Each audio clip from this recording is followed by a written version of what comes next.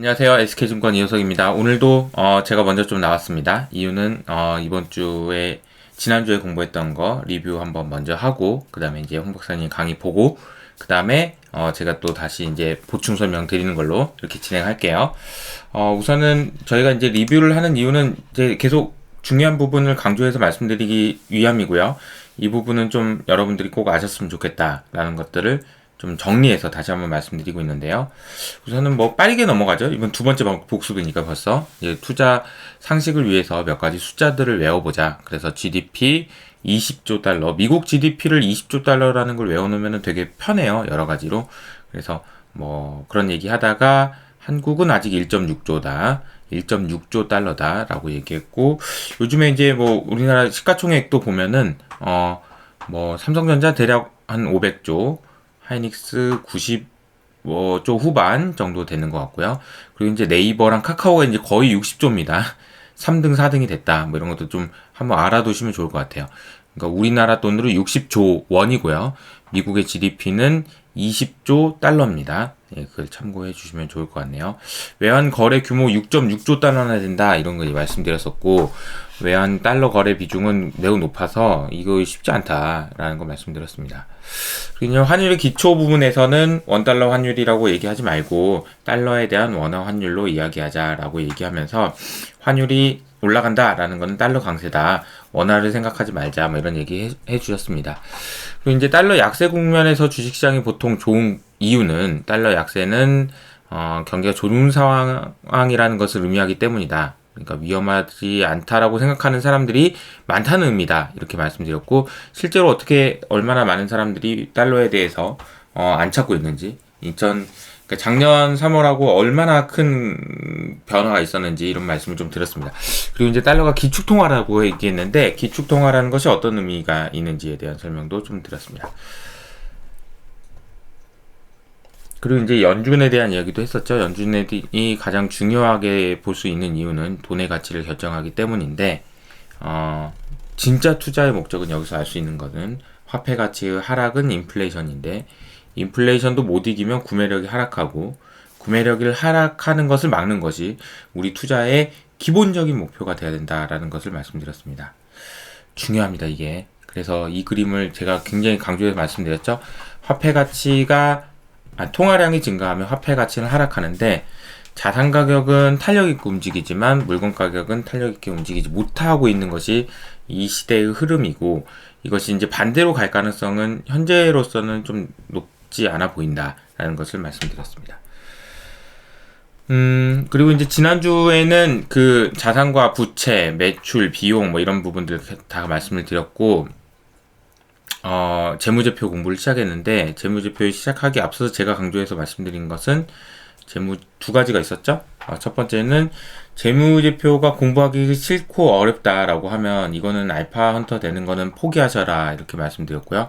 무형자산, 자초자산, 이건 제가 강조해서 말씀드린 부분이고, 이것이 사실은 지금 현재 있는 재무제표로 설명하지 못하는 그런 어려움들이 있다라는 걸 말씀드렸지만, 그렇다고 해서 회계가 안 중요한 건 아니라는 걸 좀 강조해서 말씀드렸습니다. 그리고 이제 김수원 대표님이 설명해 주시고 있는 과정인데요. 지금 뭐 재무제표와 손익계산서로 왔다 갔다 하는 과정에서, 손익계산서에서 이렇게 쭉 내려오는 과정에서 지금 이 정도 수준에서 멈췄습니다. 그리고 이제 우리가 재무제표를 왜 봐야 되냐, 재무제표를 봐야 되는 이유, 알파헌터가 되기 위함이라고 했는데, 우리가 알파헌터가 되기 위해서 재무제표를 왜 봐야 되나요? 우리가 회계를 전공해서 재무제표를 만들기 위해서요? 아니죠. 우리가 재무제표를 보는 이유는 이 재무제표의 어떤 그 숫자를 보고, 이 숫자가 진짜 맞는지, 이 숫자 안에 어떤 페이크가 있는지를 보셔야 되는 겁니다.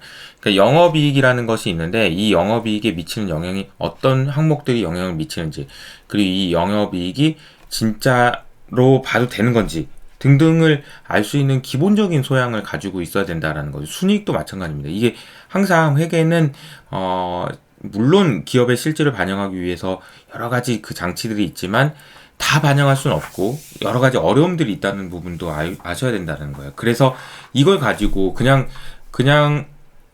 재무제표에, 그러니까 손익계산서에 나와 있는 이 순이익 하나만 가지고 PER 계산하고 이런 것도 물론 중요하지만 이 순이익에 어떤 노이즈가 껴 있고 그런 걸 어떻게 해석하는 것이 좋은지 이런 것까지 아는 것이 투자를 위해서 결정을 하는 거죠. 우리는 재무제표를 만들기 위함이 아니고 재무제표를 분석해서 그리고 이제 밸류에이션까지 이어지는 과정으로 이어가기 위해서 공부를 하는 거다라는 거는 좀 알아놓으셨으면 좋겠습니다. 자, 이번 주는 일본이 이렇게 된 이유, 즉 일본이 왜 이제 어떻게 바뀌고 있는, 그러니까 일본이 홍 박사님의 입장에서 생각할 때 여러 가지 이야기들을 해주셨고요. 그리고 이제 안구모 편집장님의 미래의 연준 이 파트는 글쎄요, 꼭 한번 보셨으면 좋겠습니다. 이거는 물론 뭐 다 보셔야 되긴 하는데 안구모 편집장님의 미래의 연준에 대한 고민, 저도 같이 고민을 했는데 이 MMT에 대한 이야기도 살짝 나오고요. 앞으로 연준이 어떻게 될 것인지에 대해서 고민을 한 건데 물론 답은 없어요. 하지만 여러분들이 꼭 알아놓으셨으면 좋겠다라는 걸 말씀드리고요. 그 다음에 이제 아까 제가 말씀드린 영업이익이 훼손되거나 누가 내 이익에 손을 대냐 뭐 이런 얘기들이 나올 수 있는 그런 변수들 점검해 주셨습니다.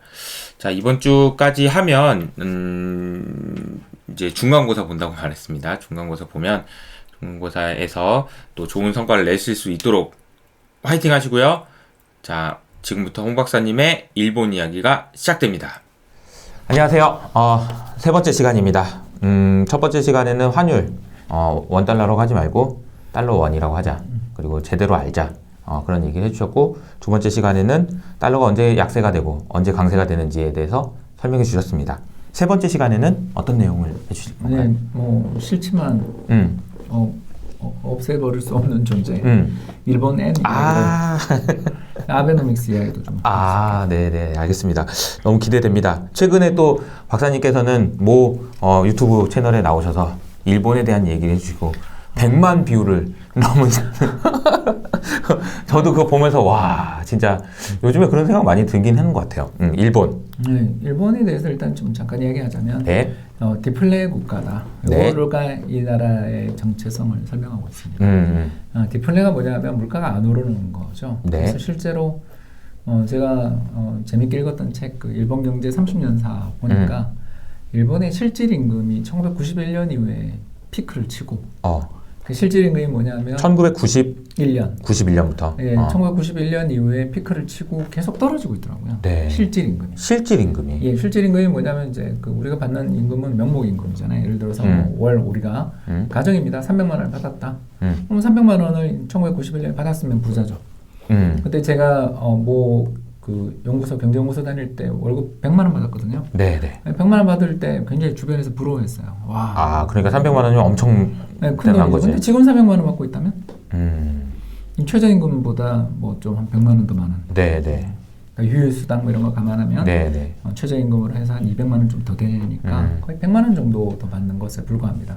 그렇게 느끼는 이유는? 바로 인플레 때문이죠. 그렇죠. 네. 그래서 물가가 계속 상승하고 뭐 같은 기간에 집값이 몇 배 오르고 같은 기간에 우리 전철 요금이 예를 들어서 200원 하던 게 지금은 그렇죠. 1000원 넘으니까. 그렇죠. 그러니까 교통 요금이 가장 잘 맞는다고 보통 보면 5배 정도 물가 올랐는데 임금이 그냥 300만 원을 못 받게 했다면 이 사람의 구매력은 엄청나게 감퇴했을 겁니다. 그렇죠. 그러니까 그런 것처럼 실질 임금이 떨어진다라는 건 굉장히 무서운 이야기인데 일본의 실질 임금은 실제로 떨어지고 있는 중이죠. 엄청 오랫동안 떨어진 건데요. 예, 30년 넘게 떨어지고 있는 셈입니다. 이렇게 떨어지는 이유가 뭐냐 하면 결국 경제 내에 아주 큰 충격이 있었기 때문에 이런 일이 벌어졌죠. 1990년 그 주식과 부동산 복합 불황이 벌어지면서 1년 GDP 한 4년치에 달하는 자산이 허공으로 날아갔습니다. 그러니까 전체 GDP가 한 450조 엔 정도 되는 나라인데 그 나라의 전체 총 그 주식과 부동산 손실액이 1,500조 엔이니까. 에이? 1,500조 엔. 다시 한번. 예, 1년 GDP가 400조 엔에서 450조 엔 사이인데 1년에 그 1990년과 91년 발생했던 주식, 부동산 가격의 폭락 패닉으로 인해서 날아가 버린 웰스 국가의 부가 1,500조 엔 이상입니다. 그러니까 무슨 일이 일어났는지 상상이 안 가지만 어쨌든 그 세계 역사상 유례없는 대공황 이후 최악의 자산 가격 붕괴 현상이 벌어졌고요. 그리고 거기서 오랫동안 회복을 못하게 되면서 경제에 이제 여러 가지 문제가 생겼는데 가장 큰 문제가 뭐냐면 사람들의 저축 욕구가 높아진 것입니다. 저축 욕구가. 예, 그러니까 저축 욕구가 높아진 건 일반적으로는 좋은 일입니다. 우리도 그렇잖아요. 그쵸. 예를 들어서 300만 원 아까 월급 이야기를 받는 사람 입장에서 지출을 한 200만 원하고 100만 원 저축하고 있었는데 어느 날 열심히 노력해서 150만 원으로 지출을 줄였다. 그럼 이 사람의 저축액이 150만 원으로 늘어나게 되면 이 사람 되게 부유해진 거잖아요. 그렇죠. 네, 그렇기 때문에 이런 과정들 속에서 이 사람 부유해지니까 경제는 좋아져야 되는데 네. 문제는 개개인의 그런 노력들이 경제를 망가뜨리게 된다라는 게 이제 어려운 거죠. 소비를 안 하니까. 왜냐하면 나의 소비는 남의 매출이니까. 아, 그래서 기업이 그렇지. 망가지겠죠. 그렇지. 그래서 미국의 그 뭐 여러 기업들도 이렇게 우리가 많이 떠오르지만 1990년 당시에 전 세계 시가총액 10위 안에 일본 기업들이 8개 있었거든요. 예, 그랬던 게 지금 남아있는 게 없죠. 그렇죠. 기업들이 일단 버티지 못하게 됩니다. 왜냐하면 경제 전체의 수요가 대단히 부족하니까. 더 문제를 키운 것은 일본 전체 GDP에서 90%가 내수였다는 거죠. 네, 네. 그러니까 수출 비중이 10%밖에 안 납니다. 음, 근데 우리는 50% 정도 되죠. 음. 그러니까 우리는 수출로 먹고 사는 나라인데 비해서 일본은 소니라든가 마츠시다 같은 엄청나게 좋은 회사들이 있었습니다만 그 회사들 대부분이 내수 기업들이었어요. 그러니 내수 경기가 나빠지는 순간 돌파구를 찾기가 어려운 게 이미 내수 시장이 망가지는 과정에서 자기들의 매출액이 급격히 감소하기 시작하면 네. 그거 어떻게 방어하고 거기서 발생한 손실들을 메우는 게 바쁘지 해외로 나갈 여력들을 잃어버리게 되겠죠. 그래서 일본 경제 내에 이제 악순환이 벌어지기 시작했습니다. 일단 자산 가격이 붕괴되는 과정에서 뭐 금융기관들 망한 건 뭐 말할 필요 없는 거고 돈 빌려줬다 다 떼었죠. 두 번째 이제 가게와 기업들이 전부 저축에 맞서고 세 번째는 수출로 타개하기에는 너무 경제 전체의 구조가 내수지향적이었어요. 네. 갈라파고스 뭐 이런 얘기. 그러니까 네, 그런 일들이 벌어져서 이제 경제가 계속 나빠지기 시작하니까 이제 문제는 뭐냐면 옛날 좋았던 호경기를 대비해서 생산 캐파를 예를 들어서 뭐 100만 대 정도의 캐파를 가지고 있는데 내수 시장이 몰락하면서 한 70만 대만 팔린다. 이런 일들이 벌어지게 되면 30만 대의 재고가 쌓일 거 아니에요. 네네. 자, 그러면 이 재고를 어떻게 해결합니까? 떨이. 세일 말고 없죠. 떨이로. 그래서 물가도 떨어지고 임금도 떨어지는 이제 이런 일이. 그렇게 이제 임금 디플레 또는 뭐 자산 디플레 또는 물가 디플레가 다 나버리는. 그러니까 이게 딱 보면은 박사님 설명 들어보면 일본이 디플레가 얼마나 무서운지를 스스로 증명해 보이고 있는 그런 상황이라는 생각이 듭니다. 이제 이것도 탈출도 못하고 아니 이거 좀 돈 쓰라고 하면 안 돼요? 예, 그게 이제 아베노믹스입니다. 그렇지. 문제가 아베노믹스라는 게 이제 두 가지로 크게 보아서 첫 번째 재정을 크게 쓰면서 경기를 부양하고 다른 한편으로는 양적 완화라는 걸 했죠. 양적 완화가 뭐냐면 중앙은행이 돈을 찍어서 시장에 나가서 주식시장이나 채권시장에 나가서 유가증권을 사주는 겁니다. 여기서 유가증권이라고 제가 표현했지만 주식, 채권 다 삽니다. 그러니까 이게 좀 모르시는 분도 있어요. 주식을 산다고 중앙은행에서? 네, 모르시는 분도 있어서 유가증권이라고. 일본 전체 주식시장에서 시가총액의 약 7%가 8%를 일본 중앙은행이 가지고 있는 대주주입니다. 그게 그러니까 이런 나라가 되버린 거죠. 이게 저는 아까도 잠깐 쉬는 시간에 이야기했지만 MMT라고 하는 현대통화이론이 일본에서는 이미 현실이다. 그리고 일본에 이렇게 서점 걸 뒤져보고 또 일본 아마존 뒤져보면 그 MMT에 대한 관심이 굉장히 많은 게 자기들은 이미 하고 있으니까. 그러니까 이런 일들이 벌어지게 됐습니다. 그러니까 사람들 입장에서 볼 때 와 일본이 드디어 제대로 된 인플레이션 유발 정책, 경기를 타개하기 위한 정책들을 노력하고 있구나 하고서 투자자들이 보면서 이 일본에 대한 관심이 바뀌자마자 달러에 대한 엔화 환율이 오르기 시작했습니다. 그때 예, 이게 이상하지 않냐라는 거죠. 저는 질문이. 왜냐하면 경제가 달러에 대한 엔화 환율은 계속 떨어지기만 했거든요. 그래서 플라자 이전에는 300원, 300엔, 1달러에 300엔이었던 게 그 마지막 아베노믹스 직전에는 70엔까지 갔거든요. 그렇죠. 환율이 4분의 1 토막, 3분의 1 토막 났어요.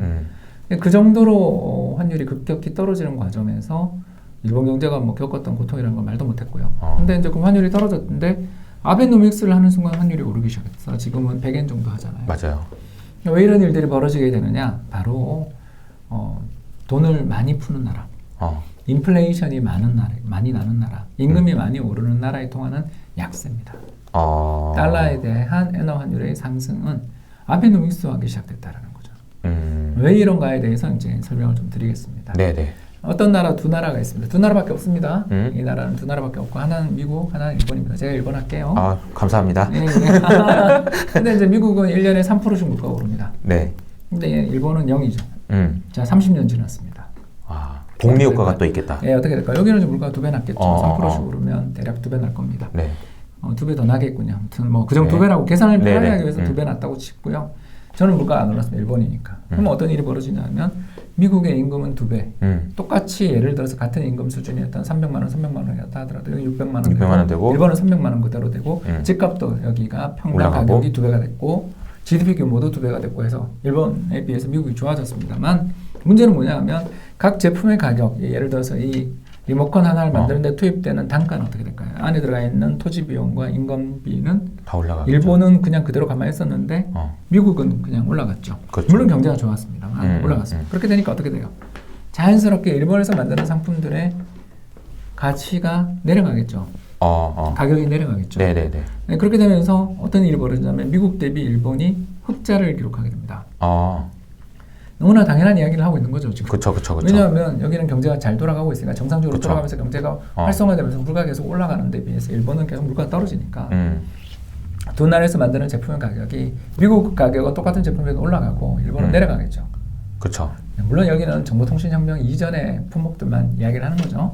정보통신혁명에 일본이 제대로 대응 못해서 지금 저렇게 됐다는 걸 다 알고 있으니까. 네네. 근데 이제 그냥 아주 우리가 비유를 편하게 하기 위해서 가전제품, 아날로그식 가전제품의 가격을 비유하고 있는 거예요. 네. 그러면 어떤 일이 벌어지냐면 미국 사람들 입장에서 일본 제품을 사는 게 싸니까 더 많은 돈들이 일본에서 미국에서 일본으로 오겠죠. 일본으로? 그러면 돈이 미국에서 일본으로 흐르게 되면 일본 통화의 가치는 어떻게 돼요? 오르겠죠. 그래서 달러에 대한 엔화 환율은 떨어지게 됩니다. 왜? 달러가 약세니까. 그러니까 표기법만 하면 이게 별거 아닙니다. 달러 약세가 출현하게 되는 거죠. 달러 약세. 예, 그러면서 1달러에 대해서 300엔이 70엔까지 간 거죠. 근데 이제 반대로 아베가 돈을 어마어마하게 퇴임했습니다만 아베가 푸시를 해서 돈을 많이 풀고 일본에서 앞으로 인플레이션이 난다라고 생각되면 어떻게 될까요? 일본 물가가 오른다라고 생각되는 순간 당연히 일본에서 돈이 미국으로 갈 거라고 생각하겠죠. 두 나라밖에 없습니다 지금. 반대로. 네, 그렇게 된다고 생각하면 달러를 더 선호하겠죠 사람들이. 그래서 달러의 가치가 상승했습니다. 네네. 그래서 달러에 대한 엔화 환율이 70엔에서 한때 120엔, 지금 110엔, 105엔 사이죠. 이런 식으로 움직이게 되는 가장 결정적인 이유는 인플레이션 기대입니다. 네네. 바로 인플레. 어느 나라에서 그렇죠. 물가가 더 오를 거냐에 네, 싸우는 거죠. 그래서 그 둘째 시간에 했던 실질 금리가 또 사실 이거랑 연관을 맺고 있다고 그렇죠. 볼 수도 있는 거죠. 네네네. 그래서 아무튼 이야기를 종합해 보자면 일본의 아베노믹스의 핵심은 뭐냐면 수출 기업의 경쟁력 개선 이런 거 아니고요. 네. 전체 GDP에서 수출 비중 10%밖에 안 되는 나라가 그걸로 얻을 이익은 크지 않습니다. 항상 중요한 건- 환율하면 그런 설명을 많이 하시더라고요. 근데 사실 비중을 잘 따져봐야 되는데. 그냥 쉽잖아요. 또 한국 그러니까. 사람들은 수출의 중요성을 잘 알고 있기 때문에 그런 설명을 들으면 바로 직관적으로 잘 이해가 되죠. 그렇죠. 조금 더 이야기를 하자면 결국 일본이 아베노믹스를 사용해서 환율을 올리는 데 성공한 게 최대의 지적처럼 비춰지지만 사실 그게 아니라 그때 이후에 인플레이션이 발생을 하고 있죠. 어떤 인플레가 발생하고 있냐면 토지 가격 인플레가 발생하고 있습니다. 토지 가격. 그래서 26년 동안 하락하던 일본의 토지 가격이 2017년, 16년을 전후해서 상승세로 돌아서서 지금 계속 오르고 있습니다. 참고로 동경 지역의 맨션 가격 기준으로 지난해 2월 대비 올해 2월 가격 보니까 한 6% 올랐더라고요. 네네네. 그러니까 계속 오르고 있어요. 이렇게 네. 이제 가격이 오르게 되면 디플레이션을 유발했던 근본적인 원인이 뭐였냐면 자산 가격 하락이었잖아요. 그 문제가 해결이 되면 일본도 정상 국가로 돌아설 가능성들은 있죠. 디플레 국가가 아닌 인플레 쉽진 국가. 않겠지만. 네, 근데 뭐 이제 스가가 저렇게 지지율도 낮고 해내고 있어서야 게다가 코로나로 저렇게 고생하고 있어서야 일본이 정말 살아날 수 있을지에 대한 의심은 듭니다만 네. 일단 아베노믹스가 어떤 정책인가를 오늘은 설명하고 네네. 또 인플레가 발생하는 나라의 통화는 약세다. 네네. 이런 정도만 이해를 해두셔도 네네. 상당히 외환시장을 이해하는 데 도움이 되지 않을까 싶습니다. 알겠습니다. 제가 마지막으로 정리하면 엔화에 대해서 설명을 해주시면서 아베노믹스가 어떤 의미가 있었던 정책이었는지 그리고 일본이 왜 이렇게 힘들게 됐는지도 진짜 이렇게 간단하고 명료하게 설명해 주신 것도 참 대단한 것 같아요. 설명을 좀 해주셨습니다. 엔화를 통해서 우리가 알 수 있었던 거는 인플레가 일어나는 국가에서는 환율이 약세가 된다. 약세가 된다라는 거를 이해하시면 좋겠습니다. 오늘 여기까지 하시고요. 다음에 다시 또 만나겠습니다. 감사합니다.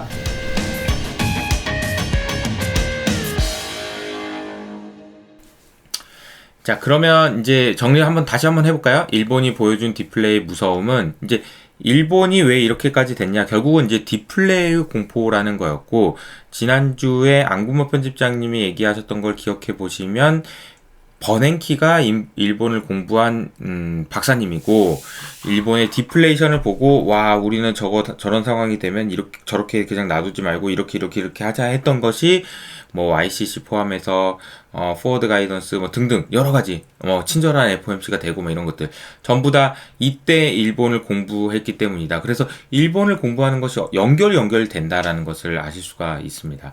그리고 이제 자산 실질 임금이 얼마나 하락했는지,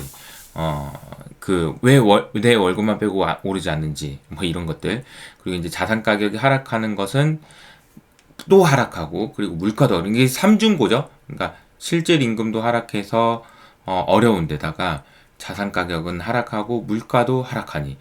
이게 이제, 너무 어려운 그 굴레에 빠지게 될 수밖에 없었다라는 거고요. 그래서 이걸 극복하기 위해서 2012년, 2013년에 아베노믹스를 했는데 아베노믹스의 진짜 의미는 엔화를 약세를 만들어서 수출 기업의 경쟁력을 개선시키겠다. 이거는 아니라는 거죠. 이거는 아니라는 거예요. 이걸 아니라는 걸 설명하시기 위해서 인플레이션이 발생하는 국가의 통화가 약세가 된다라는 말씀을 좀 해주셨습니다. 인플레이션이 발생하는 국가가 왜 통화가 약세가 되는지는 그냥 인플레이션은 더 많이 일어나는 A라는 국가랑 B라는 국가라고 얘기했을 때 미국과 한국을 얘기했을 때 한국의 인플레이션이 더 됐다 그런 얘기는 원화가 훨씬 더 약세로 갔다는 얘기니까 당연히 원화 약세인 거예요. 그러니까 이제 누가 아까 통화량과 막 그 화폐 가치 막 이런 거 얘기할 때 통화량이 많아지면 그냥 화폐 가치 떨어지는 거예요. 그러니까 그것 때문에 떨어지든지 아니면 다른 이유 때문에 인플레가 오든지 어쨌든 인플레가 온다라는 거는 같이 움직이는 거라고 볼 수 있는데 인플레이션이 더 많이 발생한 국가의 통화는 약세다. 이거 외워놓으시면 되는 거죠. 그래서 사실은 아베노믹스가 이야기하는 환율의 약세는 수출 기업의 경쟁력을 개선시키기 위함이라기보다는 인플레이션에 대한 기대 심리를 바꿔놓은 것이 굉장히 큰 역할을 한 거다라고 보는 게 맞다. 왜냐하면 일본 같은 경우에는 전체 GDP에서 수출이 차지하는 비중이 10%밖에 안 되는데 이거 그냥 뭐 환율 약세면 수출이 좋으니까 좋아요 이런 거랑은 관계가 없다. 근데 오히려 인플레이션에 대한 기대 심리를 키워주고 싶어 하는 그런 일본 정부 아베노믹스의 그런 시작이었다라고 보실 수가 있는데 안타깝게도 일본은 아직도 전 세계가 지금 인플레 하고 있는데 아직도 디플레예요. 이번 주에 나오는 뭐 그 지표를 봐도 알겠지만 그런 상황이다라는 겁니다. 자, 그래서 박사님이 중간에 얘기해 주신 그 블룸버그의 이노베이션 인덱스 그래서 국가별 순위 이걸 따져보면 한국이 진짜 1등이네요. 찾아보면 이렇게 나와 있습니다. 90.5점을 기록해서 와 2등하고 참 점수 차이도 되게 높아요. 싱가포르, 스위tzer랜드 다 해봐야 별로 안 됩니다. 그리고 우리나라가 이렇게 되면 우리가 관심 있는 나라는 일본과 중국이죠. 일본과 중국은 일본은 82.86점으로 12등이에요. 12등. 중국은 15등. 그리고 제조가 가치를 만드냐 뭐 이런 거 봤을 때 한국은 2등, 일본 5등, 중국 13등. 그 다음에 뭐 우리가 좀 수익권에 있는데 페이턴트 그러니까 이제 특허와 관련된 활동이 1등이네요. 우리나라 진짜 많네요. 그러면 중국 3등, 일본이 11등 이렇게 되어 있습니다. 뭐 단순히 이거 뭐 블룸버그에서 이렇게 해줬으니까 우리나라 와 막 이런 거는 아니지만 적어도 우리의 인식 속에 있는 우리나라의 그 수준은 실제 현실보다는 낮은 것 같아요. 그러니까 좀 더 괜찮은데 화이팅 막 이런 느낌이다라고 보시면 될 것 같습니다. 일본은 우리가 알고 있는 일본에 비해서는 일본 끝났어 이런 거는 아닙니다. 물론 저력이 있죠. 기술력이 있고 하지만 우리가 걱정하거나 두려워하는 것보다는 훨씬 별로예요. 네, 별로입니다. 자, 미래에 대한 그래서 이제 제가 찾아봤습니다. 블룸버그에서 이노베이션 인덱스를 하면서 우리나라가 넘버원이 될 수 있었던 이유 몇 가지 이제 정리를 해보면 미래 성장에 대한 투자를 하고 있다. 물론 지금 불안한 환경이 이어지고 있지만 이렇게 얘기를 했고요. 두 번째는 DNA 그러니까 이제 데이터와 네트워크와 AI 그리고 빅3 그러니까 퓨처 모빌리티 미래 그 모빌리티와 바이오 헬스케어 시스템 세미컨덕터 자, 이 부분에 대한 투자 진행되고 있다. 물론 정부 주도지만 그리고 이제 R&D 2등, 제조 2등, 하이테크 4등, 연구원 집중도 3등, 특허 활동 1등 등 대부분이 수익권에 있고 우리나라에 있는 뭐 투자자들 그리고 연구원들 다 사실 다른 어떤 나라에 내놓더라도 경쟁력이 있다라는 거고요. 우리나라에 있는 투자자들이 미래 성장에 대해서 투자를 하고 있다라는 것이 결과적으로는 가장 중요한 요인으로 뽑았는데 이 미래에 대한 투자를 한다라는 거는 사실 쉽지 않습니다. 내가 현재 뭔가를 포기해야지만 가능한 것이 미래 성장에 대한 투자이기 때문에 이런 부분을 해낸다라는 것 자체가 의미 있는 거다. 저는 그런 생각이 좀 들고요. 그리고 이제 R&D 투자도 우리나라가 되게 많이 하고 있고 실제로도 추이를 보면 과거 2011년부터 시작했을 때 GDP 대비 R&D 지출의 비중 자체가 늘어날 정도로 계속해서 R&D 투자를 많이 하고 있다라는 겁니다. 이 R&D 투자를 할 수 있는 것도 R&D를 해서 돈을 벌 수 있다라는 경험이 있어야 되겠고 또 여러 가지 어려움들을 극복하면서 이제 투자를 해야 되기 때문에 쉽지 않은 거다. 그래서 거기에 대한 부분을 점수를 높게 줘서 혁신 지수 1등 우리나라 기록했다라는 겁니다. 그래서 제가 이제 마지막으로 이제 말씀드리고 싶은 건 이거예요. 일본과 우리가 얘기할 때 우리가 흔히 와타나베 부인이라고 하면은 일본 엔화가 워낙 강세를 보이니까 아까 아베노믹스가 시행되기 전에 있었던 얘기입니다. 와타나베 부인들이라고 하는 게 뭐냐면 일본의 이제 가장 흔한 성씨인 거죠. 김씨, 뭐 이런 박씨, 뭐 이씨, 뭐 이런 개념이라고 보시면 됩니다. 와타나베 부인이 엔화를 들고 전 세계 돌아다니면서 투자를 한 거예요. 왜냐면 엔화가 강세니까. 엔화가 강세니까 다른 나라 막 투자를 한 거죠. 엔화로 빌려서 다른 나라 투자하면 더 이제 엔화가 강세가 되는 과정에서 더 이익을 볼 수 있다. 그러니까 이런 정도 수준의 투자를 했던 걸 와타나베 부인의 뭐 와타나베 투자 뭐 이렇게 말을 하는데 와타나베 부인이 물론 영향력이 크다라는 점에서 인정을 많이 받고 있고 실제로 좋은 투자를 한 건 맞지만 사실 개인적으로는 저는 동학개미가 훨씬 더 잘할 수 있다고 생각합니다. 왜냐하면 미래를 위해서 투자할 수 있기 때문이죠. 미래를 보고 투자하는 것이 주식 투자고 성공적인 투자라고 생각합니다. 그냥 무작정 하는 것이 아니고 꼼꼼하게 챙겨보고 한다면 충분히 우리나라 동학개미가 와타나베 부인을 이겨낼 수 있다. 이길 수 있다. 와타나베 부인 별거 아니에요. 네. 화이팅! 그래서 이제 마지막으로 이제 중간고사 이번 주에 보니까 뭐 제가 이제 오늘 저녁에도 영우 형이랑 같이 이제 사무실에서 그냥 저렇게 해가지고 그냥 후딱 찍은 거예요. 한 30분 만에 이렇게 하고 홍 박사님도 오셔가지고 홍 박사님 기분 되게 좋아 보이시네요.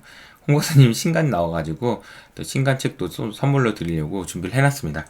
홍 박사님이 이제 내일 오셔가지고 이제 사인도 해주실 거고 그 내용 가지고 이제 또 만점 받으시는 분들한테 또 선물을 드릴 수 있도록 또 노력을 하겠습니다. 자, 이호석 아카데미 지금 진행 중인데요. 여러 가지 뭐 말씀 많이 드리고 있고 하는데 이 내용들을 완주하시면 여러분들이 큰 뭔가 도움을 받으시길 바라는 마음으로 이제 계속 진행을 하고 있습니다. 뭐 환율 그리고 연준 그리고 이제 재무제표가 방학 전에 하는 거라면 그 내용 이후로는 이제 또 다시 이제 주식 투자와 관련된 얘기들을 계속해서 말씀드리도록 하겠습니다. 이번 주 목요일 금요일은 저는 이제 휴가 갑니다. 그리고 이제 화요일 날은